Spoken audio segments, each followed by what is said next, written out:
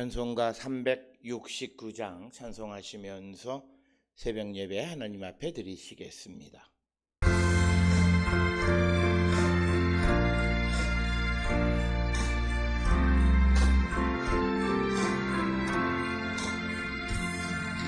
죄짐 모든 우리 구주 어찌 좋은 친구인지 걱정 근심 무거운 짐 우리 주께 맡기세 주께 구하는 고로 복을 받지 못하네 사람들이 어찌하여 나를 주를 모를까 시험 걱정 모든 외로움 없는 사람 누군가 부질없이 하신 말고 기도드려 아뢰세 이런 진실하신 친구 찾아볼 수 있을까 우리 약함하시오니 어찌 아니하는가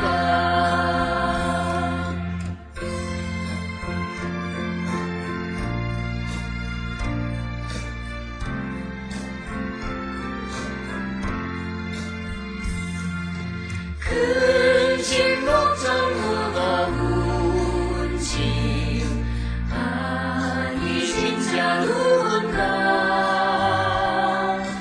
피난 초는 우리 예수 주께 기도드리세 세상 친구 멸시하고 너를 조롱하여도 예수 품에 안기어서 참된 위로받겠네 아멘.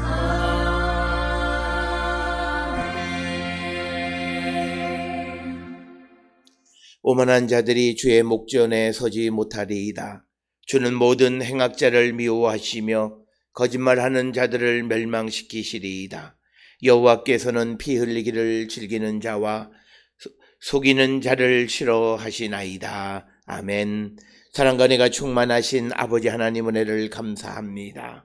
오늘도 저희를 주의 전으로 인도하여 주셨사오니 오늘 이 시간 하늘의 음성을 듣는 저희들 되게 하시고 주의 인도하심을 따라 오늘도 믿음 안에 승리하는 거룩한 백성들 되게 우리를 이끌어 주시옵고 뿐만 아니라 하나님의 부름을 받아 세상에 보냄을 받은 사도로서 복음을 전하며 우리의 주어진 사명에 충실한 삶을 살아가는 거룩한 성도 되게 우리 모두를 하나님 인도하여 주시옵소서.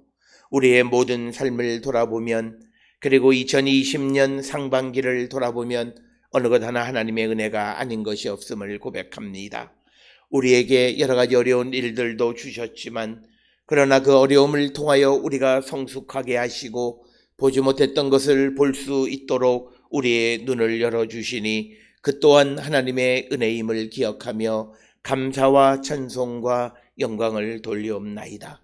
2020년 이 상반기 동안 지켜주신 하나님의 은혜를 기억하며 이제 새롭게 시작하는 2020년 하반기도 주의 인도하심과 보호하심 가운데 믿음 안에 승리함을 믿고 나가는 우리 모두가 되게 하나님 인도하여 주셔서 우리의 환경과 처지가 어떠할지라도 좌절하지 않고 절망하지 않고 하나님 내 편으로 나를 구원하시고 인도해 주시는 분임을 믿고 주께로 나가는 우리 모든 성도 되게 하나님 인도하시고 복내려 주시옵소서.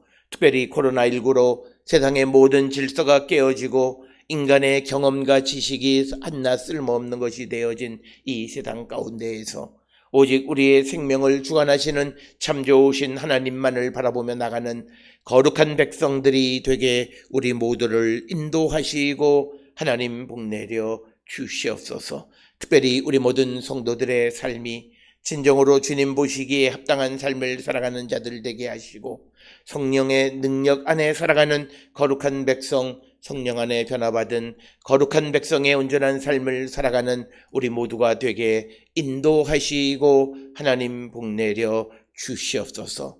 오늘도 주 앞에 나와 예배하는 모든 이들에게 자비와 긍휼을 베풀어 주시고 크신 은총으로 함께하여 주셔서 오직 하나님만을 바라보며 주의 영광 가운데 나가는 귀하고 복된 자들이 되게 우리를 인도하시고 복내려 주시오며 어떠한 상황과 처지 가운데 있을지라도 오직 하나님만을 믿고 나가는 우리 모든 성도가 되게 하나님 인도하시고 복내려 주시옵소서.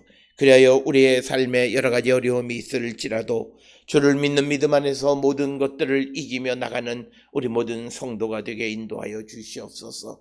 뿐만 아니라 아버지, 우리 모든 성도들이 세상을 살아갈 때에 아버지의 뜻 안에서 주님의 도우심으로 세상을 이기는 자 되게 인도하여 주시옵고 세상의 많은 사람들이 생각하고 세상의 많은 사람들의 그 모습대로 살아가는 것이 아니라 우리가 세상을 이기는 자 되게 인도하여 주시옵고 비록 우리가 부족하고 연약하지만 하나님이 우리에게 원하시는 그 뜻을 향하여 한 걸음 한 걸음 더 나가는 저희들 되게 인도하여 주시옵고 우리는 인간의 한계 속에 살아가지만 그러나 성령의 능력 안에서 끊임없이 변화됨을 기억하면서 날로 변화되기를 결단하는 거룩한 백성들이 되게 우리 모두를 인도하시고 하나님 복내려 주시옵소서. 우리의 성도들 가운데에 하나님의 도우심이 필요한 이들에게 자비와 긍휼을 베풀어 주시옵고 또 하나님의 긴박한 도움이 필요한 이들에게 하나님 강권적으로 역사하여 주셔서 그들의 어려움과 문제 가운데 함께 하셔서 모든 일들을 해결하여 주시고 그 일을 통하여 살아계시는 주님을 만날 수 있도록 우리 모두를 하나님 인도하여 주시옵소서. 뿐만 아니라 육신의 질병 가운데 있는 이들 또 면역력이 연약한 이들 하나님 붙들어 주시고 또 새 생명을 잉태한 사랑하는 딸 위에도 건강을 더하시고 하나님 복내려 주시옵소서. 또 우리의 자녀들 학업 가운데 있는 이들의 지혜를 더하여 주시고 믿음 안에 승리하는 자, 이 배움을 통하여 하나님께 영광 돌리기를 결단하는 우리 모두가 되게 인도하시고 하나님 복내려 주시옵소서. 주님, 우리 모든 성도들의 삶이 오직 주님만을 바라보는 자 되게 하여 주시옵고 주의 영광 가운데 나가는 거룩한 성도 되게 인도하시고 하나님 복내려 주시옵소서. 특별히 아버지, 우리 성도들 가운데의 사업장을 경영하는 이들, 특별히 어렵고 힘든 이 시대 가운데에서도 하나님의 인도하심을 받고 살아가는 거룩한 백성들이 되게 인도하여 주셔서 모든 어려움을 이기게 하시는 주님의 능력을 믿고 나가는 자들에게 인도하여 주시고 직장 가운데 있는 이들 위에도 하나님 함께하여 주시옵소서.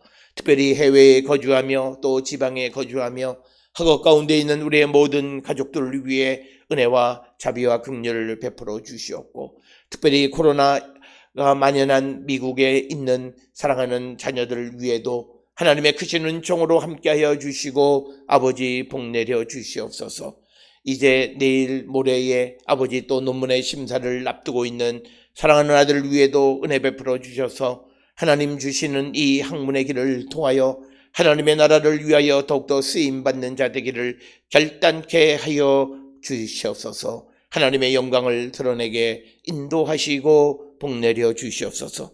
오늘도 우리에게 주시는 말씀 안에 은혜 받는 시간으로 인도하여 주시옵기를 바라옵고 이 모든 말씀 우리 주 예수 그리스도의 이름으로 간절히 기도드렸사옵나이다. 아멘. 하늘에 계신 우리 아버지여, 이름이 거룩히 여김을 받으시오며 나라가 임하시오며 뜻이 하늘에서 이루어진 것 같이 땅에서도 이루어지이다. 오늘 우리에게 일용할 양식을 주시옵고 우리가 우리에게 죄 지은 자를 사하여 준 것 같이 우리 죄를 사하여 주시옵고 우리를 시험에 들게 하지 마시옵고 다만 악에서 구하시옵소서. 나라와 권세와 영광이 아버지께 영원히 있사옵나이다. 아멘.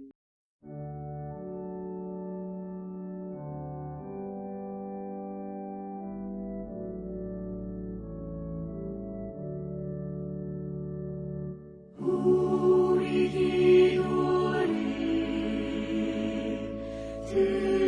들어주시고 주님의 평화를 내려주소서.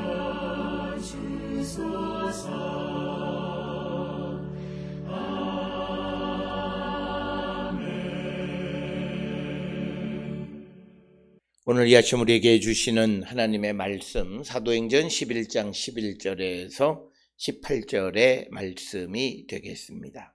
사도행전 11장 11절에서 18절에 있는 말씀 한 목소리로 합독하시겠습니다. 마침 세 사람이 내가 유숙한 집 앞에 서 있으니 가이사랴에서 내게로 보낸 사람이라. 성령이 내게 명하사 아무 의심 말고 함께 가라 하시매 이 6 형제도 나와 함께 가서 그 사람의 집에 들어가니 그가 우리에게 말하기를 천사가 내 집에 서서 말하되 내가 사람을 욥바에 보내어 베드로라 하는 시몬을 정하라. 그가 너와 내 온 집이 구원받을 말씀을 내게 이르리라 함을 보았다 하거늘 내가 말을 시작할 때에 성령이 그들에게 임하시기를 처음 우리에게 하신 것과 같이 하는지라. 내가 주의 말씀을 요하는 물로 세례를 베풀었으나 너희는 성령으로 세례를 받으리라 하신 것이 생각났노라. 그런즉 하나님이 우리가 주 예수 그리스도를 믿을 때에 주신 것과 같은 선물을 그들에게도 주셨으니 내가 누구이기에 하나님을 능히 맡겠느냐 하더라.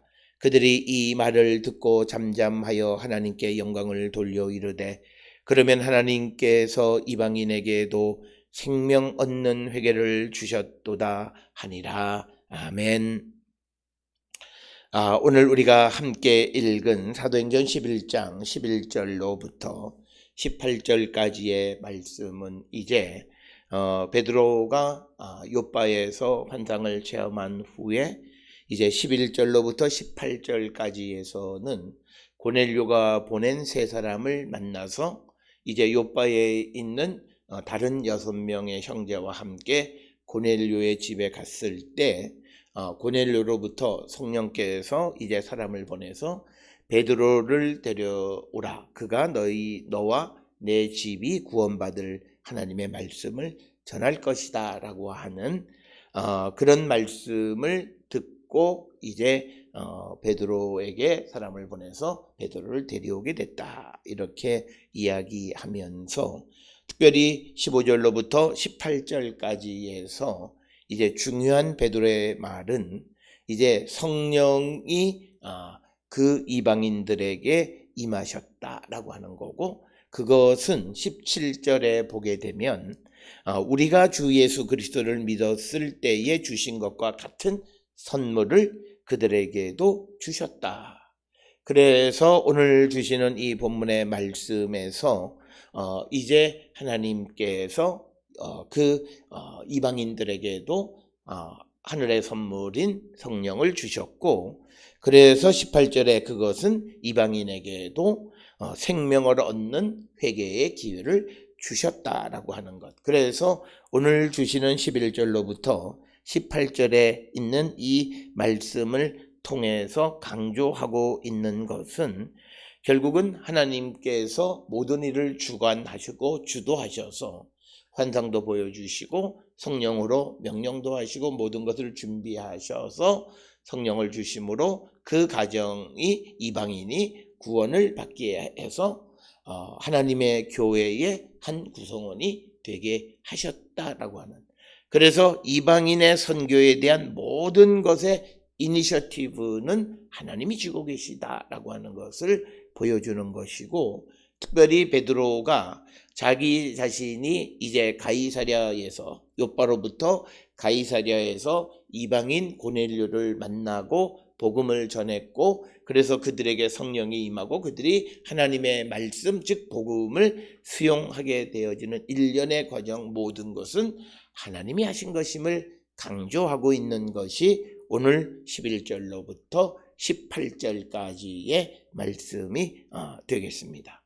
따라서 오늘 주시는 이 본문의 말씀을 통해서 우리가 이제 사도행전에 이제 12장 이후로부터 이제 우리가 전개되어지는 이방 선교의 매우 중요한 출발점이 이 고넬료를 만난 사도행전 10장 11장의 사건인데 특별히 이것을 통해서 하나님께서 이방인의 구원을 원하신다.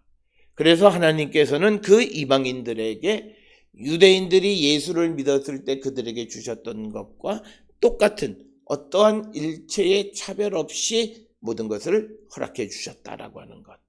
그래서 이 초기 기독교 교회 공동체가 어떤 차별을 가지고 있는 것은 잘못된 것이고 이제 이방인들에게도 생명을 얻을 회개의 기회를 주셨기 때문에 이제 우리가 복음을 이방까지 땅끝까지 전하는 역할을 감당해야 한다라고 하는 그래서 우리가 이방인들에게 복음을 전해야만 하는 그 어떤 타당성 또는 어떤 근거에 해당하는 부분이 오늘 우리가 읽은 사도행전 10장 11장 특히 11장 11절로부터 18절에 이방인들에게도 동일한 선물을 주셨다. 그래서 그 이방인들에게도 생명을 얻는 회개를 주셨다. 그것을 강조하고 있는 부분이 오늘 우리가 읽은 11절로부터 18절에 있는 말씀을 통해서 베드로가 자기의 가이사랴에서의 경험을 통해서 증거하고자 하는 반복적으로 이 사도행전을 통해서 두 번 고넬료를 만나서 되어지는 일을 다시 한번 언급하면서 그것을 통해서 예루살렘에 있는 유대인으로 예수를 믿는 사람들에게 증거하고 싶었던 것은 이제 하나님께서 이방인이 교회의 구성원이 되기를 원하신다라고 하는 것. 그래서 하나님은 이방인들에게 우리 즉 유대인으로서 예수를 믿는 사람들에게 주셨던 선물인 성령을 동일하게 주셨고 또 하나님의 말씀도 그들에게 주셨다.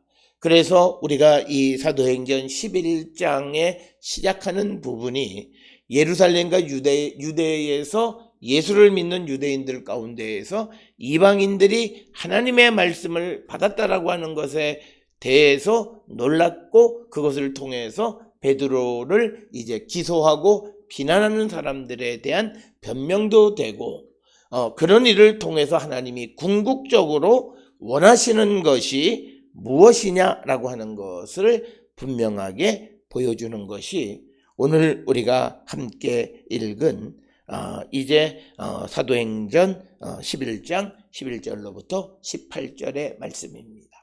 따라서 오늘 주시는 본문을 통해서 이제 하나님께서 동일하게 이방인도 받으셨고 그리고 이방인에게도 하나님의 말씀 복음을 통해서 하나님 교회의 구성원이 되게 하셨기 때문에 그들을 우리가 부정하다고 차별해서는 안 된다라고 하는 것을 분명하게 가르쳐 주는 것이고 그것에 대한 환상으로서 하늘로부터 동물들 4종류를 보여주면서 먹으라라고 말하면서 베드로에게 하나님이 정하게 하신 것을 내가 부정하다 하지 말라라고 하는 것.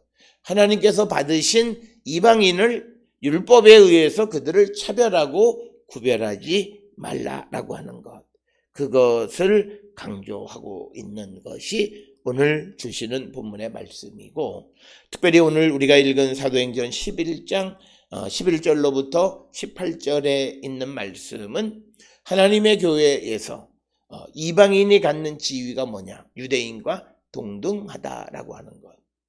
그것을 우리에게 강조하고 있고 유대인들에게 주셨던 모든 것을 이방인들에게도 다 공히 허락하셨다라고 하는 것이 오늘 우리가 함께 읽은 11장 11절로부터 18절까지의 말씀이 되겠습니다. 이제 11절로부터 베드로가 자기가 환상을 보고 난 다음에 이제 내려와 보니까 집 앞에, 내가 유숙하는 집 앞에 세 사람이 서 있었다, 이렇게 기록이 되는데, 사도행전 10장 7절에 의하면 하인 2사람과 경건한 부하 1명을 이제 고넬료가 요빠에 있는 베드로에게 보냈습니다. 그래서 그 3사람이 이제 베드로가 머물고 있는 그 집 앞에 이제 서 있고, 그런데 이제 12절에 보면 성령께서 이제 그 베드로에게 명령하사 아무 의심하지 말고 함께 가라 하심에 이 6 형제도 나와 함께 가서 그 사람의 집에 들어갔다. 그래서 12절에 의하면 베드로가 이제 요빠에 있는 6명의 형제들과 함께 고넬료의 집으로 가이사랴로 가게 된 것은 성령의 명령, 즉 하나님의 명령에 의한 것이다. 그래서 아무런 의심도 하지 말고 가라라고 이야기했다라고 하는 겁니다. 그래서 그 사람의 집에 들어가게 됐다라고 하는 겁니다. 특별히 오늘 주시는 이 11장 11절로부터 18절, 그리고 11장의 베드로가 요빠와 가이사랴에서 되어진 일을 언급하는 모든 것이 요약적이고 축약적으로 말하는 것이긴 하지만, 그러나 12절, 즉 가이사랴에서 베드로에게 보낸 사람을 만나고 그리고 그들을 따라서 고넬료의 집으로 들어가는 사이에 한 가지 빠진 이야기가 있는데, 사도행전 10장 23절에 보게 되면 베드로가 고넬료가 보낸 사람들을 하루 자기가 머물고 있는 집에 머물게 했다라는 것이 기록되어 있지만, 지금 여기에서는 그것을 언급하지 않습니다. 물론 축약적인 언급으로 말미암아 그 내용을 삭제했을 수도 있지만, 또 하나는 지금 할례받은 사람들이 이 베드로가 할례받지 않은 자와 식사했다라고 하는 것이 근본적인 문제 제기였습니다. 그래서 사도행전 11장 3절에 보면 내가 무할례자의 집에 들어가 함께 먹었다라고 하는 것 때문에 비난을 받아요. 그런데 지금 고넬료가 보낸 3사람을 자기가 머물고 있는 집에 유숙한 것은 반대의 상황이에요. 그 무할례자를 할례자의 집에 들여보내서 식사를 나눈 것뿐만 아니라 하룻밤을 같이 유숙했다라고 하는 것은 유대인들로서는 이것이 있을 수 없고 더 큰 논쟁과 갈등을 야기할 수 있기 때문에 아마도 베드로가 그 내용을 축약적으로 언급하면서 그냥 넘어가서 그 내용을 언급하지 않은 것으로 우리가 추정할 수 있다. 왜냐하면 오늘 이 사도행전 11장의 가장 큰 주제는 유대인이, 즉 할례자가 무할례자와 함께 식사하는 것이 틀렸다라고 하는 그런 생각을 가지고 있는 유대인들에게 설득하는 지금 베드로입니다.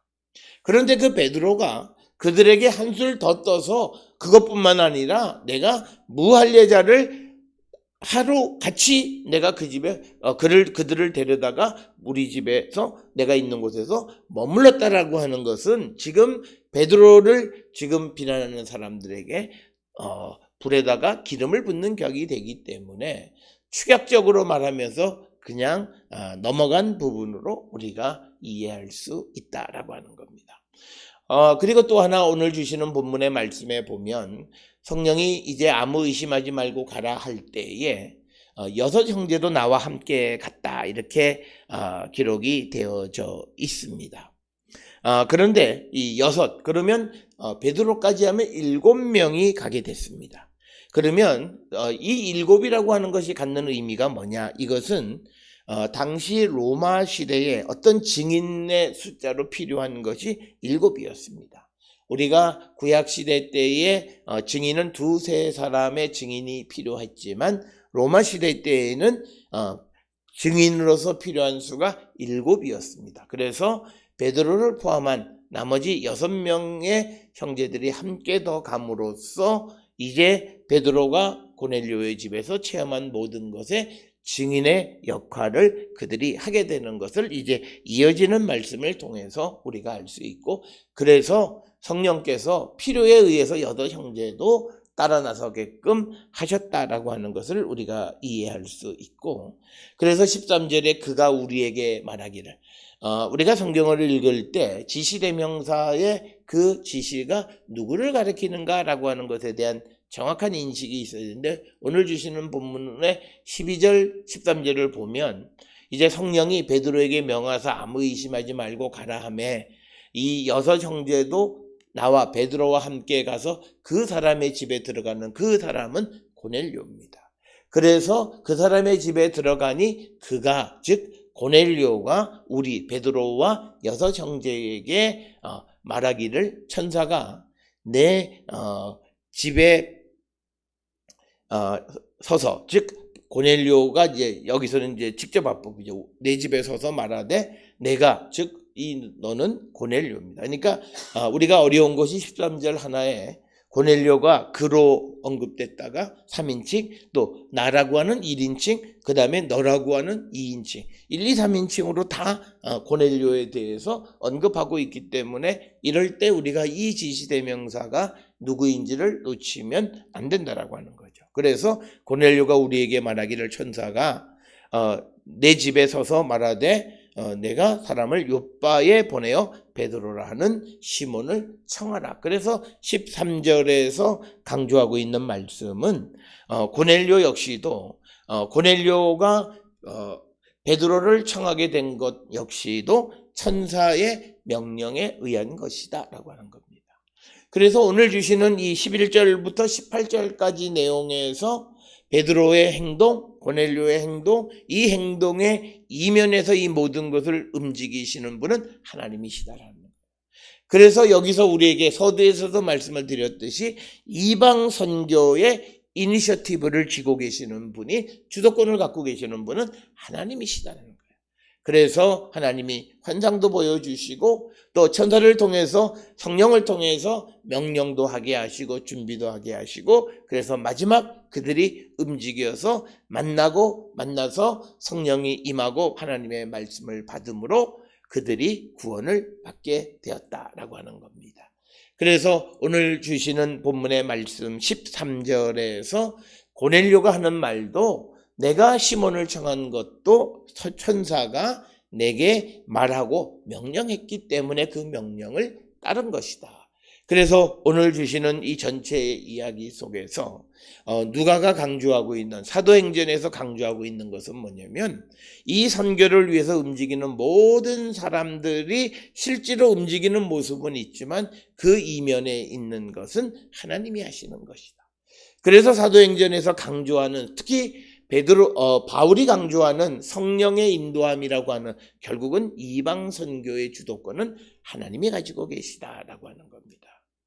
그래서 미시오데이, 하나님의 선교라고 하는 개념이 등장하게 되었다라고 하는 것을 우리에게 보여주는 것이고, 그래서 14절에 그가 너와 내 온 집이, 여기서 말하는 14절에 그는 베드로가 너, 즉 고넬료와 고넬료의 온 집이 구원받을 말씀을 고넬료에게 이르리라 함을 보았다 하거늘, 그렇게 말을 했다라고 하는 겁니다. 그러니까 뭐냐면, 고넬료를 처음 만났을 때 고넬료가 베드로에게 한 말은, 내가 당신을 부른 것은 천사께서 내게 말씀하신 것이고, 천사가 말하기를 당신이 나와 온 집이 구원받을 말씀을 전할 것이다 라고 해서 내가 당신을 청하게 됐습니다 라고 하는 것이 오늘 13절 14절의 말씀이 되겠습니다. 그래서 고넬료는 내가 왜 당신을 보냈는가, 그리고 이 고넬료의 청함에 응하게 된 베드로의 목적도 그 고넬료와 그 온 집의 구원을 위한 것이었다라고 하는 것을 분명하게 언급하고 있는 말씀이 되겠고, 오늘 주시는 본문 14절에서 구원받을 말씀이라고 하는 이 구원이 이제는 유대인들에게 어떤 소극적인 어떤 그 일부 유대인들 택함 받은 백성들에 대한 하나님의 구원이라고 하는 전통적인 사고를 넘어서서 이제 이 구원에는 이방인까지 포함되어지는 것이고, 그리고 이 이방인의 구원을 받을 말씀을 말씀을 하신다라고 하는 그런 구원의 개념을 선포할 때 그 구원 속에는 그 이방인과 교제하거나 그들과 식사를 나누고 하는 것들은 당연하게 허락되어진 것이다.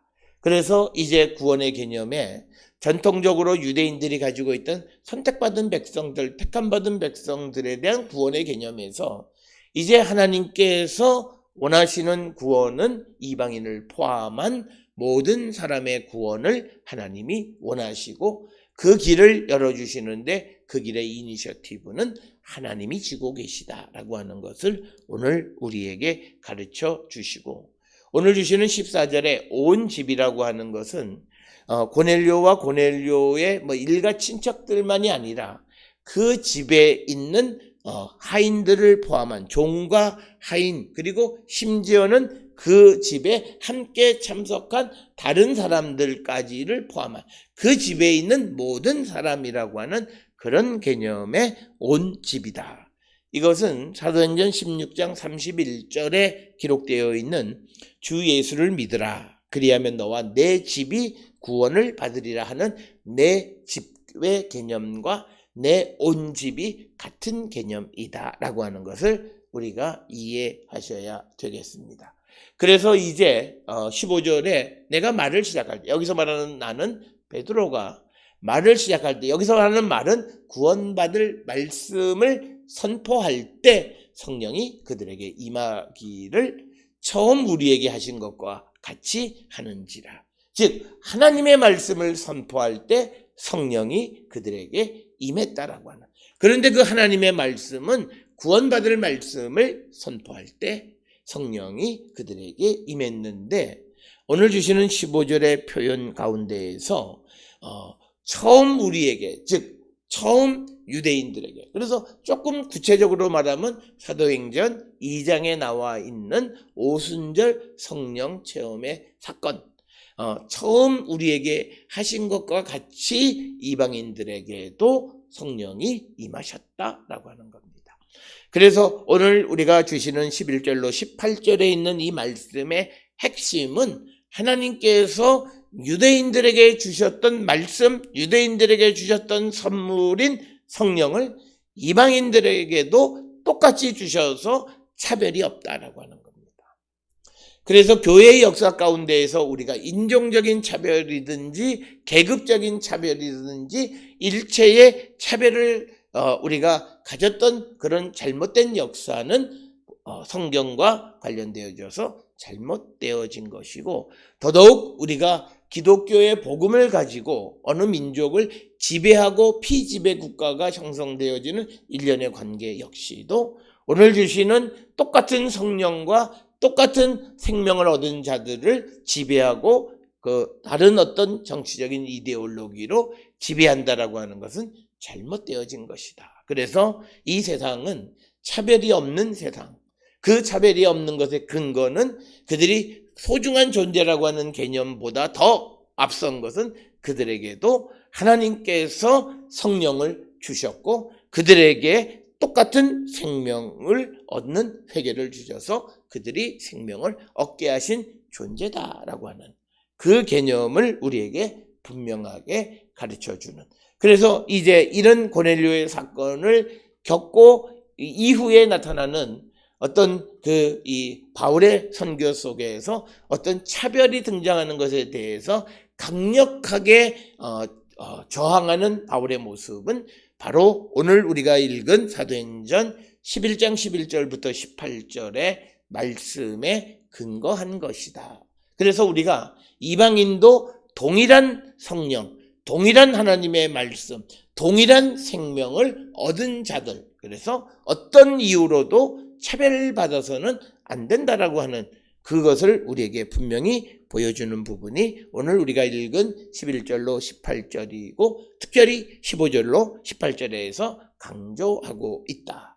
그래서 특별히 이 사도행전에서 처음 우리에게 하신 것과 같이 성령이 이방인들에게 임하게 되어졌다. 그래서 오늘 주시는 말씀에서 말씀의 선포, 복음의 선포와 성령의 역사가 함께 나타나는 것을 우리에게 보여주고 있고, 또 우리가 10장, 11장을 통해서 기도를 통한 하나님의 환상, 기도와 환상이 하나로 연결되어져 있는 것, 그리고 말씀과 성령의 임재가 함께 연결되어져 있는 모습을 우리에게 보여주고 있는 말씀이 되겠고, 그래서 16절에 내가 주의 말씀에 요한은 물로 세례를 베풀었으나 너희는 성령으로 세례를 받으리라 하신 것이 생각났다. 그래서 왜냐하면 그 지금 나타나는 현상이 하나님의 말씀을 복음을 전할 때 그들에게 성령이 임하는 것을 그들이 보게 되어졌다라고 하는 것입니다. 그래서 17절에 그런즉 하나님이 우리가 주 예수 그리스도를 믿을 때 주신 것과 같은 선물을 그들에게도 주셨다. 그래서 15, 16, 17, 18에서 강조하는 것은 뭐냐면 유대인들에게 그리고 우리가 예루살렘에 있는 교회의 사도들과 성도들에게 주셨던 것과 똑같은 선물을 이 이방인으로서 예수를 영접하는 자, 예수의 그 복음을 받아들이는 자들에게 동일하게 주셔서 내가 누구이기에 하나님을 능히 막겠느냐 하더라. 그래서 하나님이 우리가 율법으로 부정한 이방인을 정하다 하신 것을 우리가 어떻게 막을 수 있겠느냐라고 하는 것이 오늘 주시는 17절의 말씀이 되겠고, 오늘 주시는 17절에서 선물이라고 하는 돌레아라고 하는 헬라어 단어는 특별히 누가복음 27장의 마지막 예수께서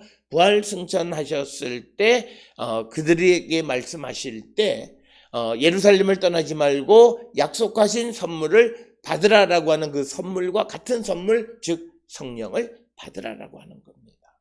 그래서 그 성령을 주셨다라고 하는 겁니다. 그 성령을 주신 것이 하나님께서 주신 것이다. 그래서 오늘 주시는 이 말씀을 통해서 베드로는 이방인들에게 복음을 전하고 이방인들에게 성령을 주신 것은 하나님이시다라고 하는 거예요. 그렇기 때문에 우리가 하나님이 하신 그 일에 대해서 우리가 왈부왈부하고 가부를 말하는 자가 되면 안 된다. 그래서 오늘 주시는 말씀에 내가 누구이기에 하나님을 능히 막겠느냐, 이 말은 지금 베드로를 고발하고 베드로를 비난하는 예루살렘에 있는 다른 사도들과 성도들에 대한 그런 말이기도 합니다. 너희들이 누구이기에 하나님을 능히 막을 수 있겠느냐라고 하는 그 말씀이 되겠고, 그러면서 18절에 이제 그들이 이 말을 듣고 잠잠하여 하나님께 영광을 돌려 이르되 그러면 하나님께서 이방인에게도 생명 얻는 회개를 주셨도다. 그러니까 여기서 말하는 18절에 그들은 고넬료가 아니라 예루살렘에서 베드로를 고발했던 사람들이 이 말, 즉 베드로의 말을 듣고서 잠잠하여 하나님께 영광을 돌려 이르되 그러면 하나님께서 이방인에게도 생명 얻는 회개를 주셨도다. 이렇게 그 베드로의 말에 수긍하게 되었다라고 하는 말씀이 되겠습니다. 따라서 오늘 주시는 말씀을 통해서 이제 하나님께서는 예루살렘 교회 공동체에 유대인들로만 구성되어진 교회가 아니라 여러 민족으로 구성되어진 그런 그리스도의 교회를 이루기 시작하셨다라고 하는 것이고, 이것이 하나님이 이제 예루살렘에서 먼저 믿은 그 유대인들로서 예수 믿는 사람들 그리고 사도들을 통해서 이루고자 하시는 것이고, 사람이 하나님께서 정하다고 한 것을 부정하다라고 그렇게 차별하는 그런 삶을 살아서는 안 된다라고 하는 것을 우리에게 가르쳐 주시고, 오늘 주시는 18절에 이방인에게도 생명 얻는 회개를 주셨다라고 하는 것은 우리가 이제 이방인들에게 복음을 전해야 되는 근거가 되고 우리가 그런 삶을 살아야만 하는 이유가 오늘 주시는 18절의 말씀에 있다라고 하는 겁니다.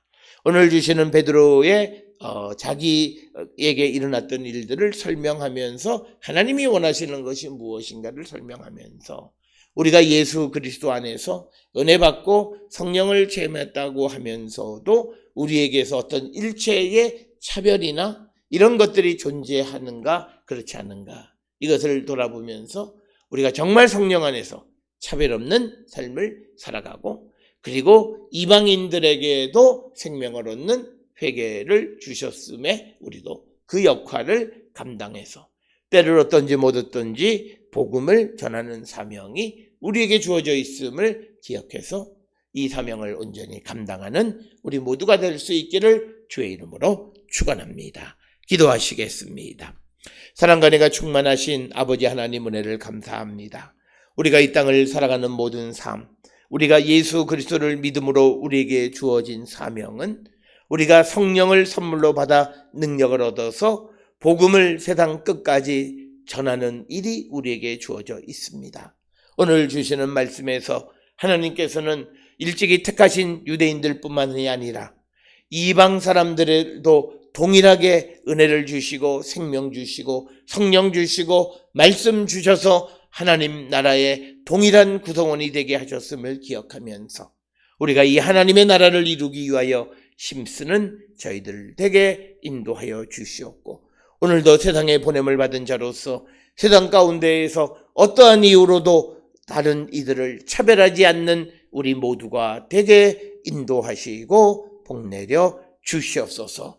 이제는 우리 주 예수 그리스도의 은혜와 하나님 아버지의 무한하신 사랑과 성령의 위로 역사 교통하심이 하나님의 뜻을 분별하며 복음을 땅끝까지 전하는 일에 앞장서기를 결단하며 세상을 향해 나가는 우리 모든 성도들 머리 위에 지금으로부터 영원토록 함께 할지어다.